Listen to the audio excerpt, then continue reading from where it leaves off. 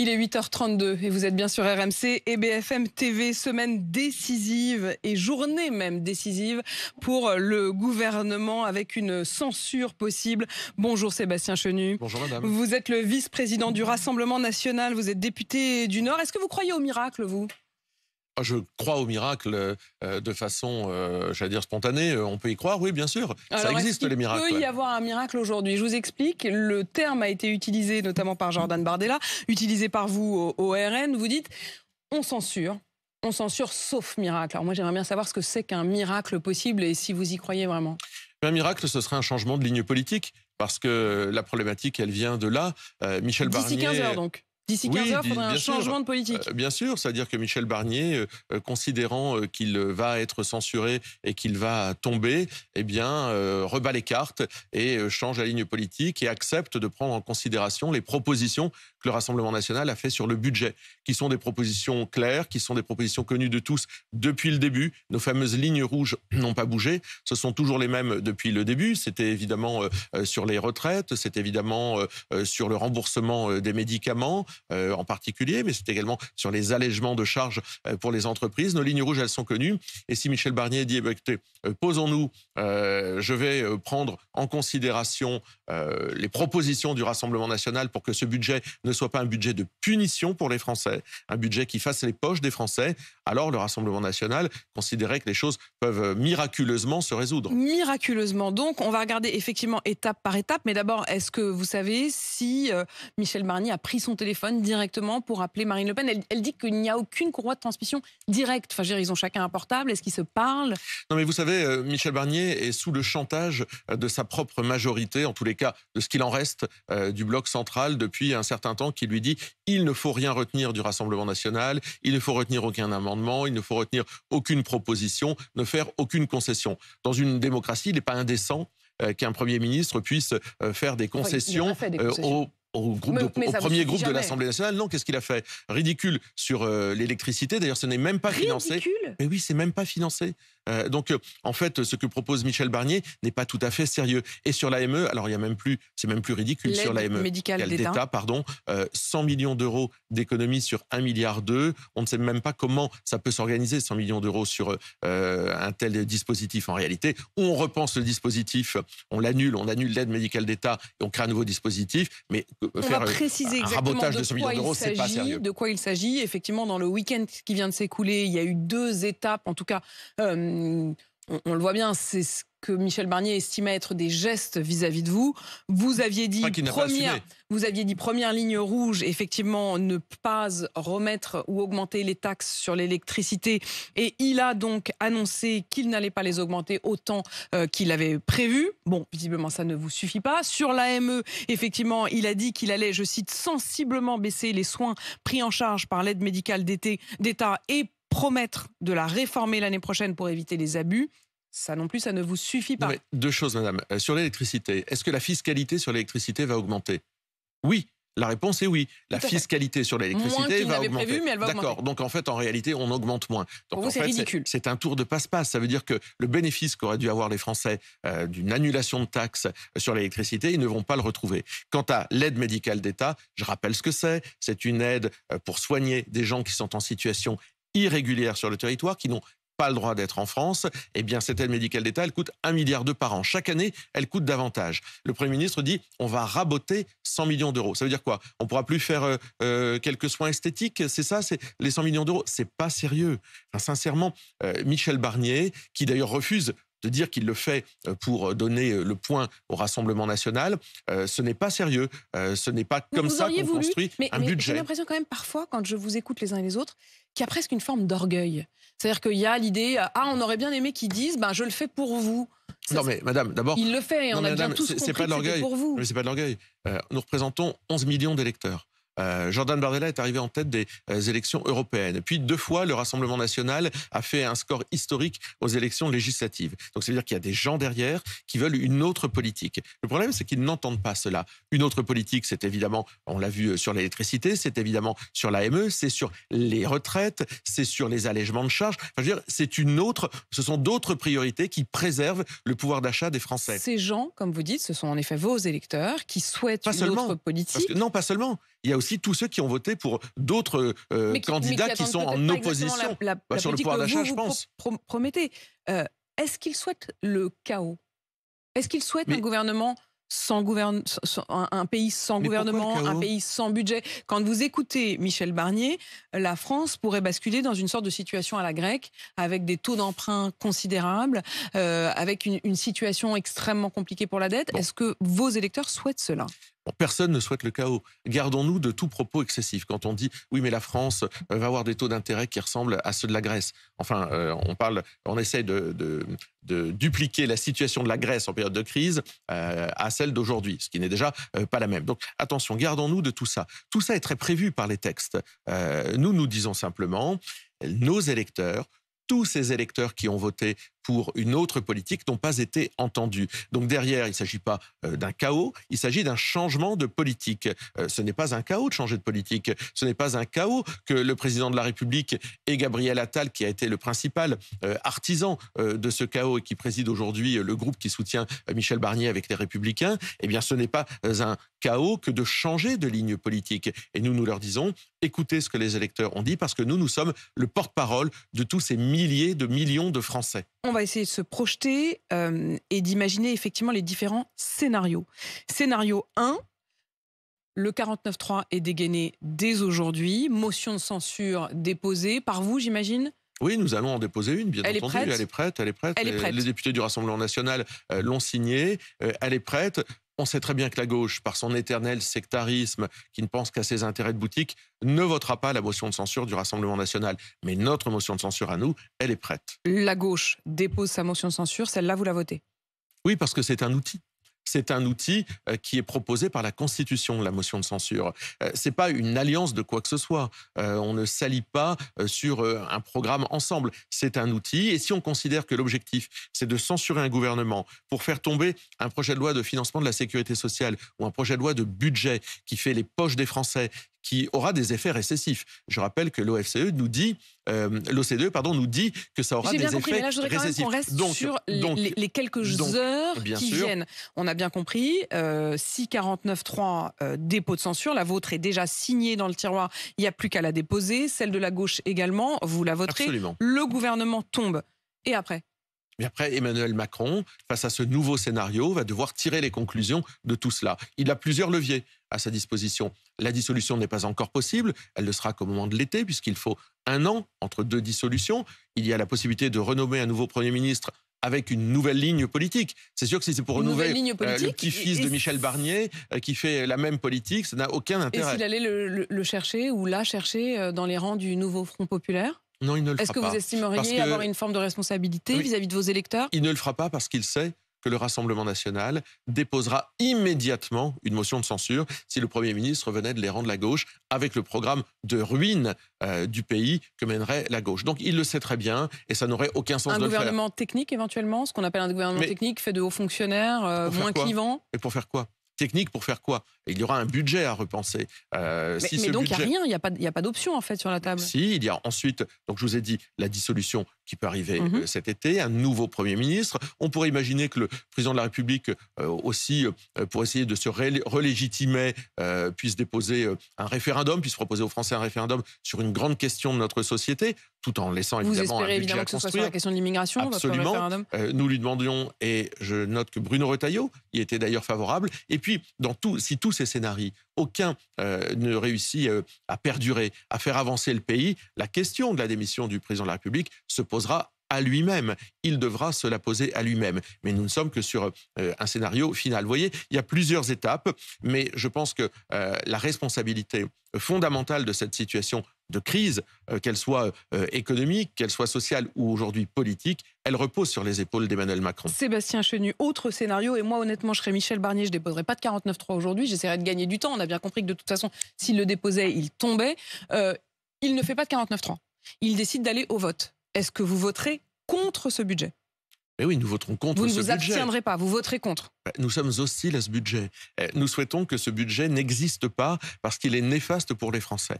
Donc si Michel Barnier ne déclenche pas le 49.3, alors ce projet de loi de financement de la sécurité sociale sera mis au vote, nous voterons contre et il sera rejeté. Et Michel Barnier gagnera 15 jours en réalité. Mais tout ça se terminera inévitablement par un 49.3. Inévitablement par un 49.3, sauf qu'entre-temps, 2 semaines, ça peut permettre des miracles. Disons que ça laisse un peu plus de temps aux miracles, si je reprends vos mots. Oui. Non, mais effectivement, pour que la Vierge apparaisse, il faut la prier de temps en temps. Voilà. Donc, pendant ces 15 jours, vous dites que pendant 15 Michel jours, Barnier je ne sais pas qui se met à genoux, mais enfin, en tout cas, il y en a un qui prie l'autre, quoi. Pourra en tous les cas y croire. Mais il ne suffira pas d'y croire, il faudra faire des gestes. Ce matin encore, le gouvernement dit « notre porte est ouverte, nous sommes ouverts au dialogue ». Madame, il dit l'inverse chaque jour.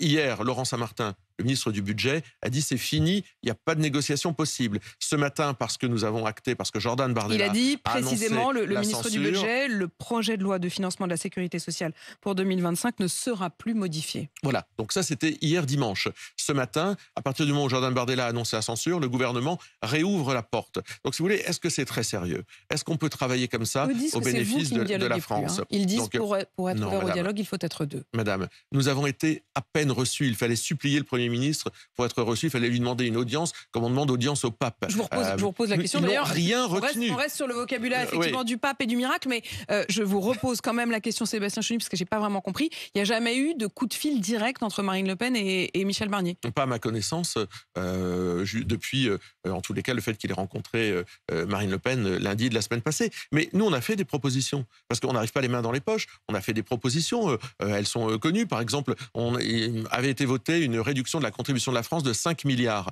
à l'Union européenne. On a même proposé que cette contribution ne soit que de 1 milliard, que la réduction donc ne voilà soit que d'1 milliard. Pour vous. Donc on avait fait des pas aussi en avant, mais rien n'a été retenu, madame. Ce gouvernement a fait preuve d'une arrogance, mais aussi d'un sectarisme parce qu'il ne voulait pas donner le sentiment de donner un point au Rassemblement national et finalement d'écouter les électeurs du Rassemblement national. Ce qui est profondément méprisant, c'est que derrière nous, on s'en fiche que Michel Barnier ne nous salue pas, ne nous reçoive pas, mais c'est que derrière, c'est des millions de Français. Ils ne veulent pas les écouter. Sébastien Chenu, on a bien compris donc les différents scénarios. Quoi qu'il arrive, ils conduisent au même chemin, c'est-à-dire le 49.3 et vraisemblablement la censure, que ce soit dès aujourd'hui ou avec un peu de temps gagné d'ici 2 semaines. Les points sur lesquels reste peut-être, à vos yeux, une forme de marge ou de discussion, on va y revenir, le déremboursement, la question des aides aux entreprises.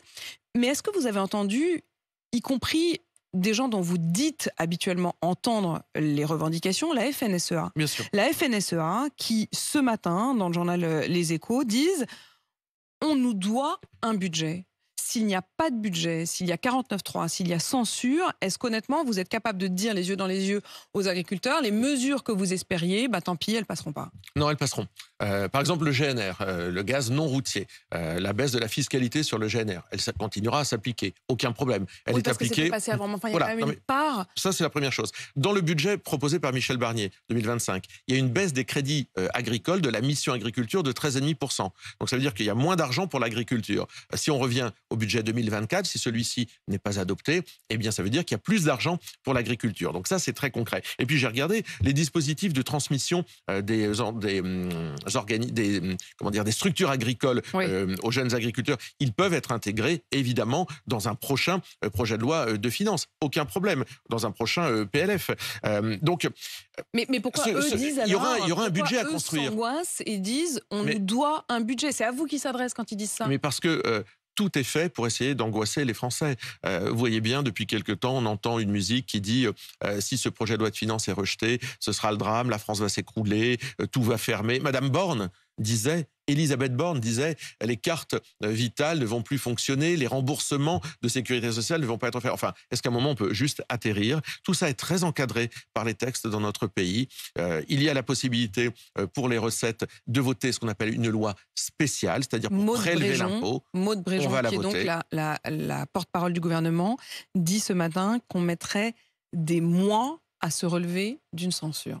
Non, mais ce qu'on met, c'est des années à se relever de la politique d'Emmanuel Macron. Enfin, ils ont mis le pays à genoux, que ce soit en matière économique, que ce soit en matière fiscale, que ce soit en matière sociale, que ce soit en matière sécuritaire, que ce soit en matière migratoire. Et ils viennent nous dire aujourd'hui que ce très mauvais budget, qui aura donc, je le répète, des effets de récession, c'est-à-dire du chômage, eh bien, c'est la clé pour qu'il n'y ait pas de crise. La crise, Ils l'ont créé de toutes pièces. Nous, on n'a pas de responsabilité. On n'est pas au gouvernement. On n'a pas pris une seule disposition, pas signé un seul décret depuis toutes ces années. Ils ont créé les conditions d'une crise et en plus, ils veulent filer le mistigris à d'autres. Sébastien Chenu, les miracles, désormais, est-ce que ça pourrait être si, par exemple, aujourd'hui, avant 15 heures, Michel Barnier annonçait qu'il renonçait à la désindexation des retraites sur l'inflation? Est-ce qu'alors, vous pourriez revoir votre copie et votre question? Oui, mais est-ce que c'est sérieux de faire ça à la va-vite comme ça? Est-ce que oui, d'accord, mais enfin, j'ai envie de dire. d'accord, on a des lignes rouges. On a présenté Oui, mais j'ai 5 ou l'impression 6 qu'à chaque mesures. fois, Non, c'est toujours les mêmes. C'est toujours les mêmes. Là, je vous dis, non, Madame de Malherbe. imaginons qu'ils annoncent là, dans l'heure qui Non. vient, qu'ils renoncent à désindexer les retraites, et vous me dites, ouais, mais en fait, non, c'est pas madame. exactement ça. D'abord, nos lignes rouges, et j'étais venu le dire à votre micro il y a quelque temps, sont toujours les mêmes. Toujours les mêmes. Mais ce n'est pas un bricolage, un budget. C'est une vision d'ensemble. Or, c'est pas parce que vous allez bricoler d'un côté et bricoler de l'autre que vous aurez une vision d'ensemble cohérente. Nous, on a une vision d'ensemble cohérente. Ce qu'on propose dans le budget, c'est effectivement des économies, notamment la baisse des crédits sur les agences d'État. Il n'y a eu aucune mesure sur ça. Le fait que les collectivités, on leur fasse les poches de 11 milliards d'euros, est-ce que c'est bien acceptable? Est-ce que les mairies qui vont devoir stopper leurs projets, c'est bien acceptable? Ça a été revu à la baisse, au Sénat. D'accord, mais c'est du bricolage. On demande une vision d'ensemble à Michel Barnier. Est-ce qu'il est capable de porter une nouvelle vision politique qui soit une rupture avec le macronisme d'ici 15 heures? Il va falloir faire vite. Oui, je sens bien qu'effectivement, ça va être compliqué. Il y a également la question du déremboursement. Est-ce que là aussi, vous considérez que s'il fait un geste, vous direz que c'est ridicule, que c'est pas suffisant? Mais on parle de 5% de oui, moins de remboursement. C'est 600 millions d'euros de mémoire. Mais il faut, en tous les cas, ça s'intègre dans nos lignes rouges. S'il reprend les 5 ou 6 lignes rouges qui sont les nôtres, qui ont été présentées par Marine Le Pen, alors tout redevient peut-être possible. Mais je crois qu'ils n'ont pas la volonté de faire ça, parce que c'est une autre politique qu'ils veulent mener à ce moment-là, et que nous demandons. C'est la rupture avec le macronisme, c'est le fait de donner du pouvoir d'achat aux Français, ou en tous les cas, ne pas obérer le pouvoir d'achat aux Français. Et puis il y a bien entendu l'AME qui est resté sur l'AME, ce qu'il a dit ne vous suffit pas, hein, vous le dites, vous estimez que ça n'est pas sérieux, il l'annonce, effectivement, il n'y a pas vraiment de chiffres, mais qu'il va sensiblement baisser les soins pris en charge par l'AME, qu'il y aura une réflexion l'année prochaine pour tenter d'éviter les abus. On nous a déjà fait le coup, Madame de Malherbe. Rappelez-vous, Elisabeth Borne et Gérard Larcher, il y a un an, disaient « on va revoir l'aide médicale d'État ». Un an après, rien n'a bougé. On s'était engagé, notamment vis-à-vis de Bruno Retailleau, désormais... on nous a déjà fait le coup. Bruno Retailleau, qui quand même vous dit, à vous, le RN, si vous votez la censure, vous prenez le risque de vous retrouver avec, notamment, il prenait l'exemple de son ministère, le ministère de l'Intérieur, qui serait à quelqu'un comme Louis Boyard. Non, mais c'est pas sérieux, c'est pas au niveau de M. Retailleau que d'agiter des peurs pareilles. Nous, le seul intérêt qui nous guide, c'est la défense des Français, de ceux qui ont travaillé, de ceux qui travaillent, qui se lèvent tôt le matin, de ceux à qui on demande des efforts matin, midi et soir. De l'autre côté, agiter l'arrivée de Louis Boyard, enfin, personne dans ce bas monde n'aurait l'idée saugrenue de nommer M. Boyard un ancien dealer, ministre de l'Intérieur. Enfin, il faut atterrir et revenir à des choses sérieuses. Quand je vous écoute depuis le début de cette interview, Sébastien Chenu, on sent bien qu'effectivement la décision, elle est actée, vous l'avez dit d'ailleurs, elle est déjà signée, votre censure, elle est prête à être déposée. En réalité, vous n'attendez plus que ça. Il n'y a plus vraiment d'autres options sur la table. Votre souhait, c'est quoi? C'est que le macronisme, comme vous dites, ce soit fini et qu'il y ait une démission d'Emmanuel Macron quasi forcée. C'est une décision du président de la République. Oui, mais en fait, c'est un changement de politique. Finalement, que vous avez au bout du chemin. Quand vous avez 11 millions d'électeurs qui votent pour rompre avec le macronisme. C'est pas tant la chute de Michel Barnier que la chute d'Emmanuel Macron. Mais Michel Barnier, il incarne la continuité du macronisme. Le président de la République a refusé d'entendre le message, car il a refusé de nommer un Premier ministre de cohabitation, c'est-à-dire quelqu'un qui ait une rupture avec la politique qui a été désavouée par les Français. Vous n'avez pas eu la majorité que vous espériez. Sinon, Jordan Bardella aurait été nommé à Matignon. Mais madame, les 3 blocs qui aujourd'hui, quelque part, paralyse. L'Assemblée nationale est paralysée par ces 3 blocs. C'est bien Gabriel Attal qui a fait voter pour la France insoumise au second tour, qui a poussé à contourner le souhait des électeurs par des manœuvres politiques. Ils sont bien les artisans de ce chaos. Aujourd'hui, ils font semblant de s'étonner, semblant de déplorer les choses. La crise économique, les taux d'intérêt de la France, c'est bien l'œuvre d'Emmanuel Macron, de Bruno Le Maire, de Gabriel Attal, d'Elisabeth Borne. Tout ça, c'est bien eux qui étaient à la manœuvre. Donc aujourd'hui, nous, on est des gens tout à fait responsable. Nous n'avons jamais été à la manœuvre. Nous faisons des propositions pour une autre politique pour le pays que nous sommes prêts à assumer demain si les Français, dans le cadre d'une nouvelle dissolution, nous font confiance. Demain ou dès cet après-midi. Donc, merci Sébastien Chenu, vice-président du Rassemblement national et député du Nord, d'avoir répondu à mes questions. Il est 8h52 sur RMC BFM TV.